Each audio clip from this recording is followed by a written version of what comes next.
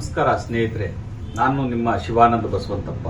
ಇವತ್ತು ನಾನು ನಿಮ್ಮ ಜೊತೆಗೆ ಈ ಶಿಕ್ಷಣ ವ್ಯವಸ್ಥೆಯ ಬಗ್ಗೆ ಮಾತಾಡೋದಕ್ಕೆ ಹೋಗ್ತಾ ಇದ್ದೀನಿ. ಶಿಕ್ಷಣ ವ್ಯವಸ್ಥೆ ಇವತ್ತು ಯಾವ ರೀತಿ ಆಗಿದೆ ಅಂತಂದ್ರೆ, ಈ ಹಳ್ಳಿಲಿಂದ ತಾಲೂಕಿನಿಂದ ಬೇರೆ ಬೇರೆ ದೂರದಿಂದ ಬಂದಂತ ಜನ ಏನ್ ಮಾಡ್ತಾರೆ, ಬೇರೆಯವ್ರನ್ನ ಅನುಕರಣೆ ಮಾಡೋದಕ್ಕೆ ಹೋಗ್ಬಿಟ್ಟು ತಮ್ಮ ಮಕ್ಕಳು ದೊಡ್ಡ ದೊಡ್ಡ ಸ್ಕೂಲಿಗೆ ಸೇರ್ಬೇಕು, ದೊಡ್ಡ ದೊಡ್ಡ ಮಕ್ಕಳ ಜೊತೆಗೆ ನಮ್ಮ ಮಕ್ಕಳನ್ನು ಓದಬೇಕು ಅನ್ನುವಂತ ನಿಟ್ಟಿನಲ್ಲಿ ಲಕ್ಷ ಗಟ್ಟಲೆ ದುಡ್ಡನ್ನ ಖರ್ಚು ಮಾಡಿಬಿಟ್ಟು ಸ್ಕೂಲ್ಗಳಿಗೆ ಸೇರಿಸ್ತಾರೆ.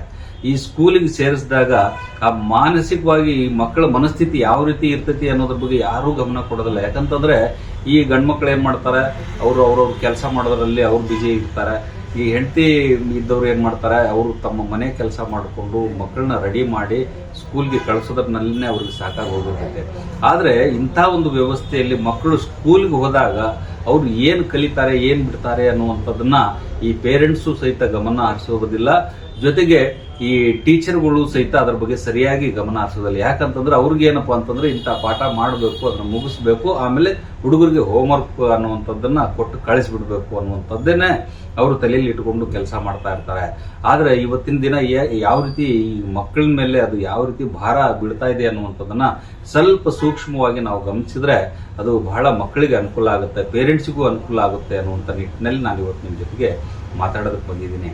ಏನಪ್ಪಾ ಮಾನಸಿಕ ಒತ್ತಡ ಮಕ್ಕಳ ಮೇಲೆ ಅಂತಂದ್ರೆ, ಈ ಹೋಮ್ವರ್ಕ್ ಅನ್ನುವಂಥದ್ದು ಏನಿದೆ, ಅವ್ರಿಗೆ ಒಂದು 10 ಪೇಜು 5 ಪೇಜು ಹೋಮ್ವರ್ಕ್ ನ ಬರ್ಕೊಂಬಾ ಅಂತ ಹೇಳ್ಕೊಡ್ತಾರೆ.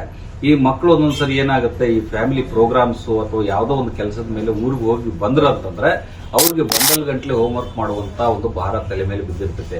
ಅದನ್ನ ಯಾರು ಅರ್ಥ ಮಾಡ್ಕೊಳ್ಳೋದಿಲ್ಲ, ಇವನ್ ಪೇರೆಂಟ್ಸು ಅರ್ಥ ಮಾಡ್ಕೊಳ್ಳೋದಿಲ್ಲ, ಆಮೇಲೆ ಟೀಚರ್ಸು ಅರ್ಥ ಮಾಡ್ಕೊಳ್ಳೋದಿಲ್ಲ. ಮಗು ಏನ್ ಮಾಡ್ತೈತಿ, ಆ ದಿನ ಗೈರ್ ಹಾಜರಾಗಿರೋದ್ರಿಂದ ಬೇರೆಯವ್ರದ್ದು ಯಾರ್ದೋ ಒಂದು ಬುಕ್ ಅನ್ನ ತಗೊಂಡು ಬಂದು ಅದನ್ನ ಕಾಪಿ ಮಾಡಿ ಬರೀತಾ ಇರ್ತದೆ. ನಾವು ಕೇಳಿದಾಗ ಇಲ್ಲ, ಅದನ್ನ ನಾನು ಹೋದ್ ಸರಿ ಬಂದಿರ್ಲಿಲ್ಲ, ಹಾಗಾಗಿ ನನಗದು ಹೋಮ್ವರ್ಕ್ ಕೊಟ್ಟಿದ್ದಾರೆ, ಅದ್ ನಾನು ಮುಗಿಸ್ಲೇಬೇಕು ಅಂತ ಹೇಳಿ ಜಸ್ಟ್ ಲೈಕ್ ಮಷಿನ್ ತರ ಅದು ಬರೀತಾ ಇರ್ತೈತೆ. ಅದು ಏನ್ ಬರೀತಾ ಇದೆ ಮಗು ಅನ್ನುವಂಥದ್ದನ್ನ ನಾವು ಗಮನಿಸೋದಕ್ಕೆ ಆಗುವುದಿಲ್ಲ.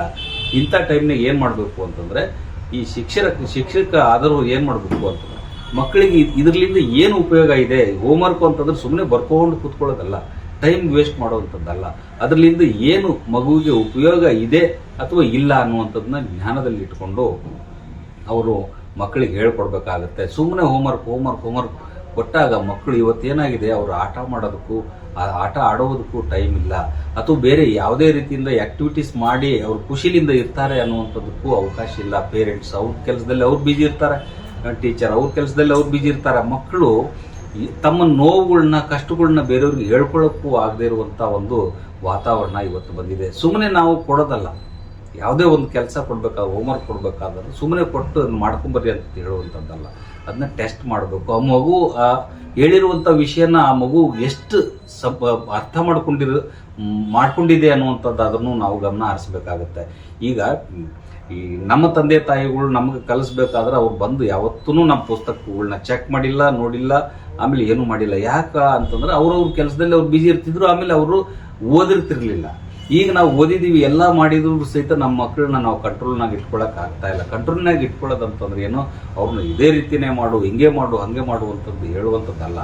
ಆ ಮಕ್ಕಳಲ್ಲಿ ಏನು ವಿಶೇಷ ಗುಣಗಳು ಇದಾವೆ, ಅವರು ಯಾವ ವಿಷಯದ ಬಗ್ಗೆ ಆಸಕ್ತಿ ಇದೆ, ಆ ವಿಷಯನ ಗಮನಿಸಿ ಆ ಮಕ್ಕಳಿಗೆ ನಾವು ಪ್ರೋತ್ಸಾಹ ಮಾಡಿದಾಗ ಅವರಲ್ಲಿ ಇರುವಂತ ಟ್ಯಾಲೆಂಟ್ಗೆ ನಾವು ಸ್ಫೂರ್ತಿ ಕೊಟ್ಟಂಗಾಗುತ್ತೆ, ಅವ್ರು ಮುಂದೆ ಬೆಳೆಯೋದಕ್ಕೆ ಅನುಕೂಲ ಮಾಡಿಕೊಟ್ಟಂಗಾಗುತ್ತೆ.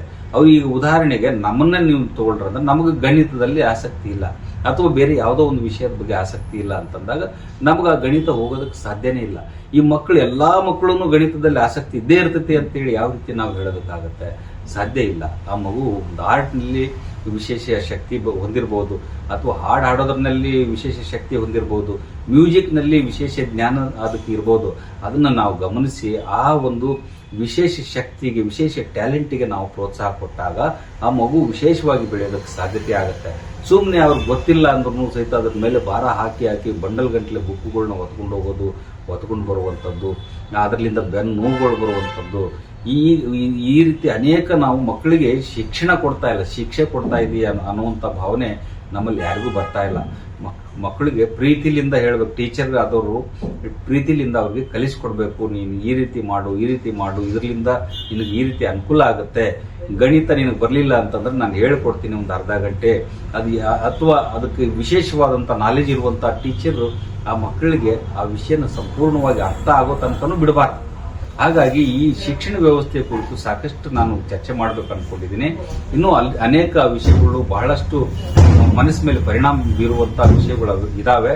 ಅವನ್ನ ಇಟ್ಕೊಂಡು ನಾನು ಮುಂದೆ ನಿಮ್ಮ ಎದುರಿಗೆ ಬರ್ತೀನಿ. ಅಲ್ಲಿವರೆಗೂ ನಾನು ಹೇಳಿರುವಂತಹ ವಿಷಯ ನಿಮ್ಗೆ ಇಷ್ಟ ಆದ್ರೆ ಸಬ್ಸ್ಕ್ರೈಬರ್ ಆಗ್ರಿ ಅಥವಾ ಮುಂದಿನ ಜನರಿಗೆ ಅದನ್ನ ಫಾರ್ವರ್ಡ್ ಮಾಡಿ ನಮ್ಗೆ ಎನ್ಕರೇಜ್ ಮಾಡ್ರಿ ಅಂತ ಹೇಳಿ ನಿಮ್ಮಲ್ಲಿ ಕೇಳ್ಕೊಳ್ತಾ ಇದ್ದೀನಿ.